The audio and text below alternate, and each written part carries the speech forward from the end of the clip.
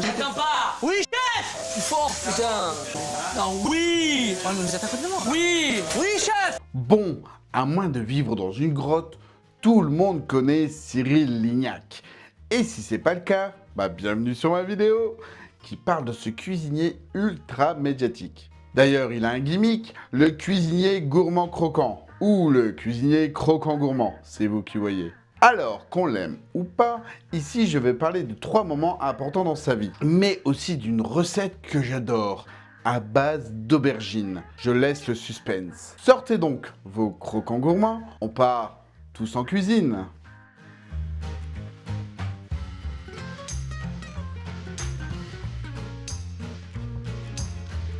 Avant de parler de 3 faits marquants que j'ai décidé, on va aller à la genèse. Bébé Lignac est né en 1977 à Rodez.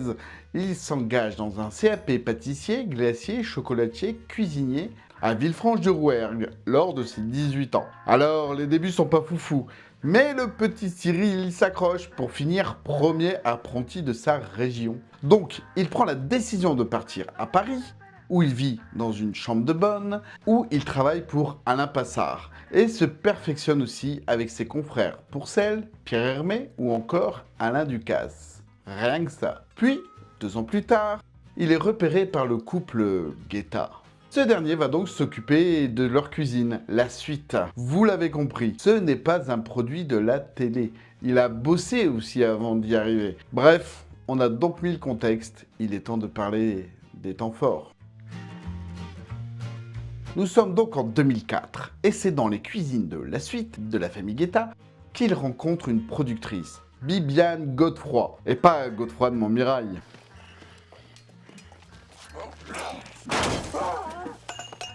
C'est des malades! C'est malade! C'est des malades!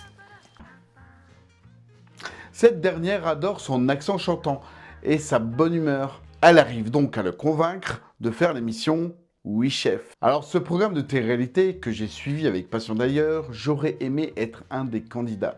Il permet à 5 personnes non diplômées de les former, mais aussi à la fin de les embaucher. L'émission d'ailleurs commence avec 10 candidats qui ont été élus parmi des centaines qui se sont présentés, avec des épreuves de sélection comme manger une huître, qui a rebuté pas mal de monde. Malheureusement, je n'ai pas retrouvé la vidéo. L'émission dure 5 épisodes, où on perd un candidat à chaque fois, mais aussi on voit le restaurant commencer à se construire. À la fin, ils sont embauchés dans le restaurant, le 15e, à Paris. La spontanéité et le talent de Cyril ont fait une personne très appréciée des Français, et du coup, une personne médiatique. En 2019, c'est la fin pour le restaurant le 15e, où il veut juste donner un autre sens et le renouvelle en restaurant italien, appelé le Ischia, en l'honneur d'une île dans le golfe napolitain.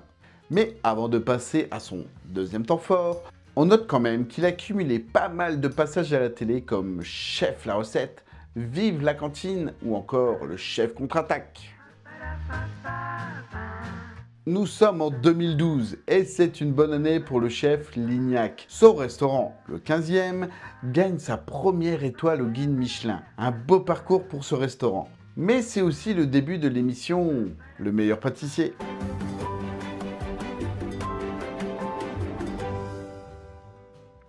Elle est adaptée de The Great British Bake Off. Elle consiste à affronter plusieurs pâtissiers amateurs.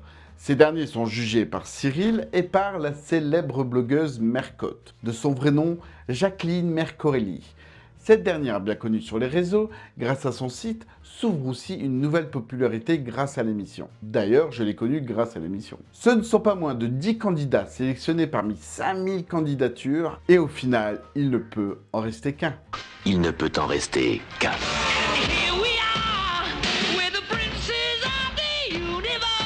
Chaque semaine, ils s'affrontent sur 3 épreuves. Le classique, l'épreuve technique et l'épreuve créative, où souvent un invité de marque débarque dans le jury. Grâce à cette émission qui fonctionne toujours, Cyril Lignac augmente encore plus sa popularité auprès des téléspectateurs. Il reçoit d'ailleurs en 2016 par la maire de Paris la médaille Grand Vermeil, la plus haute distinction municipale. Passons maintenant en 2020, pendant la pandémie et donc pendant le confinement. Notre petit chef réalise des lives sur Instagram. Le succès est immédiat et suite à cela, l'émission Tous en cuisine sur M6 devient une émission quotidienne, attirant jusqu'à 2,5 millions de téléspectateurs. Pendant l'émission, il réalise des plats en direct et en duplex avec des personnalités connues ou non qui reproduisent la même recette chez eux. Elle est élue par Télé Loisirs, la meilleure émission pendant le confinement. Aujourd'hui, l'émission existe toujours, au grand bonheur des cuisiniers amateurs. Si on pouvait résumer Cyril Lignac, ce n'est pas moins de 9 livres sortis entre 2005 et 2020. On y trouve Génération Chef, C'est moi qui cuisine, Oui Chef, ou encore La pâtisserie. Il écrit aussi régulièrement pour le magazine Fait Maison 45 recettes du quotidien rapide et facile. Mais ce n'est pas tout, c'est aussi 7 restaurants comme le Café Lignac, le Chardenoux ou encore le Dragon qui ouvre en 2023. Et on ne l'arrête pas comme ça, monsieur Lignac. Il continue d'autres émissions culinaires comme Mon gâteau est le meilleur de France ou encore Ma recette est la meilleure de France et c'est en 2024. Bref, du haut de ses 47 ans, nous n'avons pas fini d'entendre parler de Cyril. Sa bonne bouille aide beaucoup à sa notoriété, mais elle est aussi due à la simplicité de ses recettes plus que bonnes. Allez, c'est parti pour la recette. Alors j'ai longtemps hésité entre une de ses recettes et une de ses recettes qui m'a marqué dans l'émission Le meilleur pâtissier. Mais il y a beaucoup trop de recettes qui m'intéressent. Alors il fallait trancher et merci à mon frère de m'avoir aidé. On va partir sur une recette gourmande, l'aubergine farcie au poivron et au bœuf. Une recette encore un peu estivale pour prolonger la chaleur de l'été. Il est temps donc de sortir vos plus belles aubergines. On part dans les cuisines de Cyril Lignac.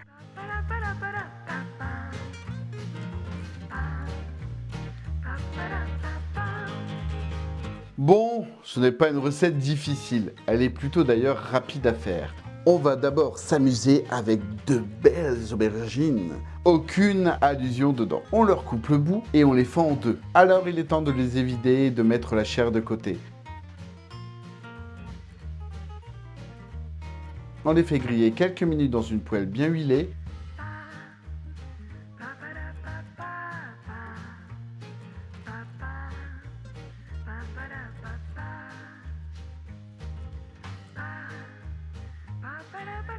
Et une fois cela fait, on jette un peu de curry,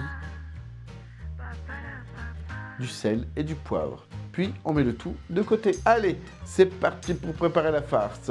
Pour ce faire, on coupe en petits morceaux la chair de la pauvre aubergine. Puis on joue au cubisme avec les oignons et les poivrons.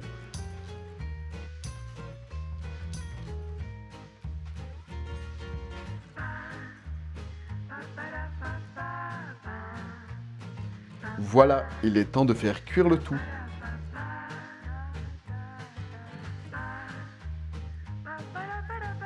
Ajoutant un petit peu d'ail, ça fait pas de mal.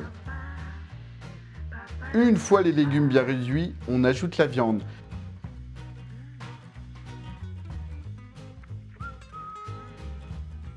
Et ensuite la sauce tomate.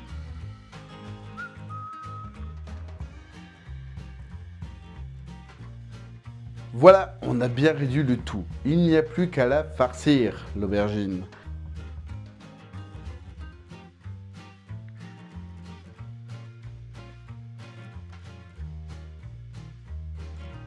Mettez de la chapelure au-dessus pour du craquant.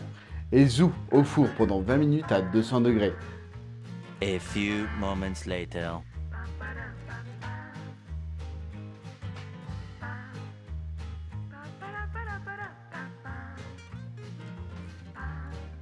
C'est prêt, bon appétit.